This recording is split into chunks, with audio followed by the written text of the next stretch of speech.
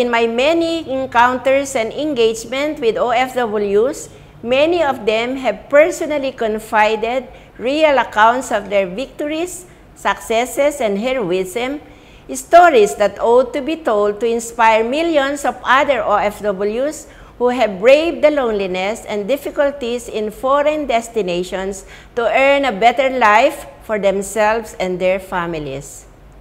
My most sincere hope is for this video to contribute to raising the national consciousness of every Filipino about the gainful aspect of overseas employment and the fact that the government of President Benigno S. Aquino III is strongly committed to promoting their welfare and safeguarding their interest.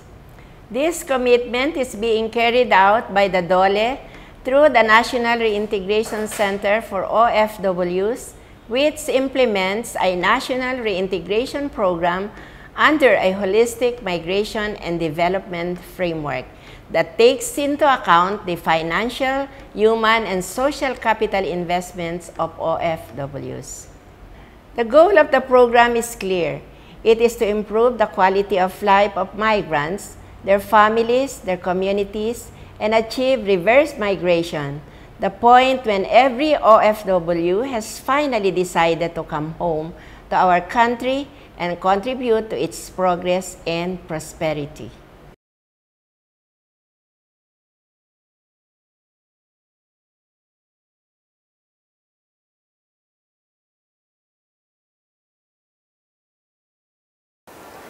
Interviews you'll be watching show overseas employment and business management principles, which our OFW entrepreneurs have applied successfully. Wheat Holganza is a former marketing manager of the largest food service chain in the Philippines, who used her marketing experience in the US to open and grow her own businesses, a medical transcription service facility and school, and now cacao farming in Davao. So yun ang mahalaga sa isang OFW for proper reintegration. Kailangan pag-aralan niya kung ano ang gusto niyang pasukin, kung hindi na niya balak ipagpatuloy ang dati niyang career at i-reinvent na niya ang sarili niya. Pangalawa, tingnan niya kung ano yung available resources niya. Dahil yung kanyang pipiliing pasukin na negosyo or ibang career, didiktahan ito kung anong available resources niya. At pangatlo naman, tingnan mo kung saan matatag at malago ang iyong network. Dahil sa kung saan malago ang network mo, katulad sa akin, malago ang network ko sa Davao, diyan ka, ang chances mo for success at ang chances mo for is higher kapag babalik ka in locations where your network is very, very robust. The OFW often asks, what type of business should I go into? The advice of most business gurus is, go for what is not yet available in the market. Take stock of your resources. What is it that you are good at, which you can make into a successful business enterprise? As a child, Mirna Padilla used to dive for seaweed to be able to eat. She has transformed herself from being a domestic helper in Hong Kong into one of the most iconic figures of successful reintegration. Importante po talaga, sir, sa isang tao is you have the courage to try and do not be fearful na hindi ka matakot na ma-fail. Kasi hindi ka naman matuto kung hindi ka mapaso Hindi mo malaman na yan ay mainit at masakit kung hindi mo masubukan. That's why success starts from there. By trying, by overcoming the fear. If you want to get into kanasang business, number one yun na sa imong mind is kung unsa imong passion, sa imong ganahan ba.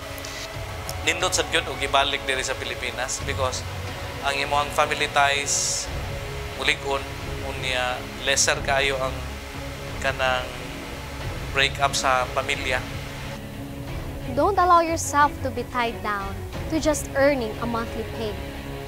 Mike Bolos of Guagua, Pampanga, was one of the most highly paid Filipinos in Saudi Arabia in the late 1990s and early 2000s, and one of the most ardent supporters of the Overseas Absentee Voting Act.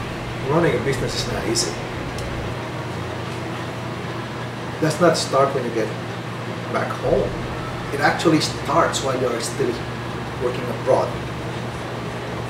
I say that because if you are intent and planning to start a business when you go back home to the Philippines, better learn now while you are still abroad.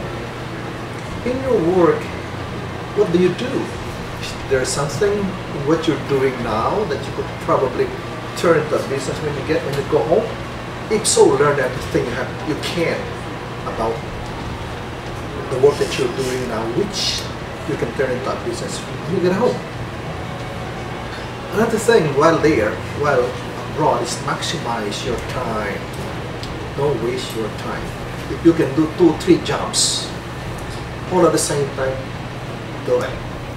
Communicating with the family and loved ones and making it a habit not only cures your boredom and strengthens the bonds of family. It also ensures that the savings plan the whole family have agreed upon is being followed. Actually, nung first na bakasyon ko, yung 11 months ko, 3 years old na siya. Kasi 2 years contract, di ba? 3 years old na siya. Nung dumating ako, alam mo, naiyak ako. Kaiyakin ako dito eh. Nung dumating ako kasi, yung 3 years old ko, nilampasan ako. Nung dumating ako, yung siyayakapin ko, nilampasan ako. Kaya yun, masakit. Running a business can be challenging and even frustrating. Ups and downs are just normal for a business, says Ronaldine Achacoso, who survived a bad employer in Brunei who maltreated and accused her of theft. She is now an aspiring abaca flower decor supplier in Davao City. Kailangan nato maguna-una og negosyo nga haom para sa atoang hibaw-an. O ayaw mo ka-discourage kay ordinaryo lang sa tao sa nagnegosyo ang ups and down. Kaya ninyo na, kung nakaya na ako nga wala ko gisugdan nga kapital nga sama ninyo, mas labaw kaya ninyo. Honesty and integrity in business are not a personal choice but a business imperative. Customers are more likely to come back and recommend your business to more customers if your business practices are above board and the quality of your products is high. Bong Clavel of Alabel, Sarangani became one of the largest businessmen in Alabel after a short stint in the Marshall Islands because his business success formula is based on honesty and integrity. Honest po kasi sila, pagpasweldo, alagaan mo sila kay after na para ang customer nimo kung good quality mong display, maayo imong pagdala sa tao. So ang customer wala na gid siguro pagduha pa nga dili mamili sa imong produkto o mapalit sa imong tindahan. In volunteer work, Tony Ranke worked for nearly 2 decades in Saudi Arabia before finally deciding to walk the talk. He is now one of the active movers of the Balay sa Cabos Foundation or House for the Poor Foundation in Hagna, Bohol, which builds 2 houses for the poorest of the poor in Hagna every Saturday. Ang malaking sinasuggest ko nga ngayon, put your money in cooperatives. Dahil mga cooperatives, mas malaki ang interest na pagka nilagay mo sa savings, tapos sa shares. So, annually, nag-declare ng dividend. Tapos pwede ka pang umutang. There are many other examples of OFWs who have successfully reintegrated in business, professional practice, local employment, and volunteer work. Their common message is, when you have enough saved, it's time to go home. So, madaling salita, umuwi ako. Inasikaso ko yung negosyo ko. Sabi ko, kailangan ko talaga itong pukusan kasi mas masarap pala dito sa Pilipinas. So, yun na nga. Pinukusan ko, sabi ko kay Mrs.,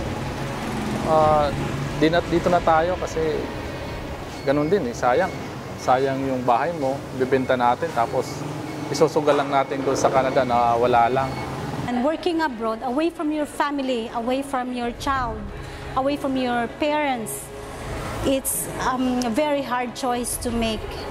I wanted to save my business, I wanted to be with my family, and I wanted to help my kababayan. I wanted to help people here to be employed. I had a business here. I only have to have extra money to save the business. Sa pagnegosyo, magamay ug madako ang imong puhunan. Kung dili ka kugihan, agresibo sa imuhang pagnegosyo, di jud ka mo asinso. Pero kanang sa 10,000, kung boto naon gamay na siya sa negosyo. Pero sa pagtimbayayong namo sa akong pamilya, sa akong bana, kauban sa akong mga anak, nga nagkahiusa mi sa amuhang negosyo nga gisugdan, hilambo mi, hingasinso mi, nakabalay mi, nakagraduate akong mga anak, naka-eskwela akong mga anak. Ngayon, kung naririnig nyo yung mga taga-abroad, kahit saan man, kung may ipon na kayo, na kahit malit lang na pera, hindi naman kayo kaliitan, hindi yung tama. Pag nag-abroad ka, sigurado may uwi ka rin eh. Huwag kayong matakot na umuwi. Kasi yung iba sa inyo natatakot, pagdating dito, wala silang naiisip kung anong negosyo. Ang negosyo dito ay napapag-aralan naman. I was an OFW twice over, but now that I'm back, I'm happy to be home. And here, I was able to find my niche. Even at my age of 52, I realized there's no such thing as old age to keep you just sitting in a corner. No? I was able to nurture what I learned in my work abroad, was able to develop my skills in writing, and now I've reached the international stage because going abroad at the expense of Dugot is one thing, but representing the Philippines is another thing. I am proud to be a Filipino and also proud to have been an OFW. Ang message ko para sa mga kapwa ko OFWs na bumalik na or nagbabalak palang bumalik sa Pilipinas, napakalaki ng impact natin dahil sa yung karunungan na na-acquire natin nung nasa labas tayo, talagang pwede natin gamitin pagbalik natin dito. Hindi lang tayo nakatulong sa sarili natin at napalago ang sariling negosyo natin, pero nakatulong pa tayo sa kababayan natin dahil it's time for us to pay it forward. Ang laki ng opportunity natin nung nasa labas tayo, pero kung uuwi tayo para tumulong sa kabayan natin, doble at 100-fold pa yung balik sa atin. So, sana samahan nyo kami dito sa advocacy na to at tulungan natin ang ating mga kababayan. Magbalik bansa tayo. Kaya mga kababayan, handa na ba kayong bumalik? Ang NRCO, OWA, POEA, TESDA, at ang buong Department of Labor and Employment, 10 na mga partner institutions na mga ito ay handang tumulong sa inyo. Mangyaring puntahan lamang ang NRCO sa pinakamalapit na regional office ng Department of Labor and Employment o sa main office ito sa Maynila sa address na ito. Maraming salamat po.